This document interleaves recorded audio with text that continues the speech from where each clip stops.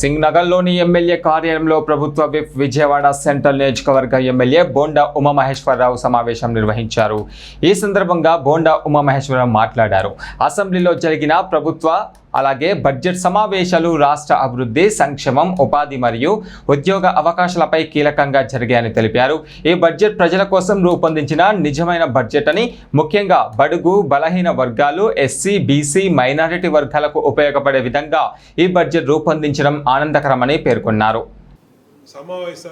Budget సమావేశాలు నిన్నటితో పూర్తయినాయి. సక్సెస్ఫుల్గా బడ్జెట్ని అంటే నిజమైనటువంటి బడ్జెట్ని అంకెల గారడీ కాకుండా బడ్జెట్ ప్రజలకు, బడుగు బలహీన, ఎస్సీ, మైనార్టీ వర్గాలకు ఏ విధంగా ఉపయోగపడుతుందో ఆ విధంగా బడ్జెట్ని రూపొందించి 3,25,000 కోట్లు బడ్జెట్ని పెట్టడం జరిగింది. ఇవాళ రాష్ట్రంలో అభివృద్ధి, సంక్షేమము, ఉద్యోగ, ఉపాధి అలాగే ఇన్వెస్ట్మెంట్స్ అనేది మూడు కూడా ఏ రంగాన్ని విస్మరించకుండా అన్ని రంగాల్ని కేటాయింపులు సమంగా చేశాం.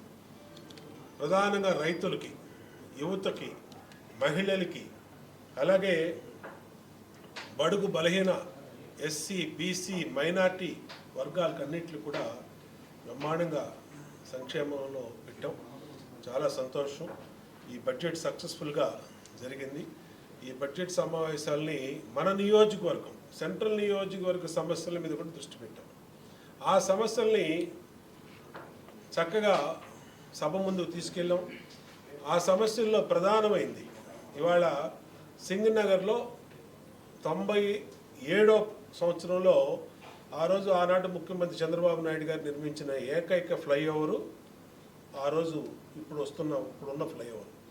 దాన్ని ఆనాడు జనాభా 50,000 మంది ఈ ప్రాంతంలో. ఇవాళ 2 లక్షల మంది ఈ ఫ్లైఓవర్ మీద వెళ్తూ ఉన్నారు. దీనివల్ల విపరీతమైనటువంటి ట్రాఫిక్ సమస్యలు అది ఈ నియోజకవర్గానికి ఇబ్బందిగా తయారైంది.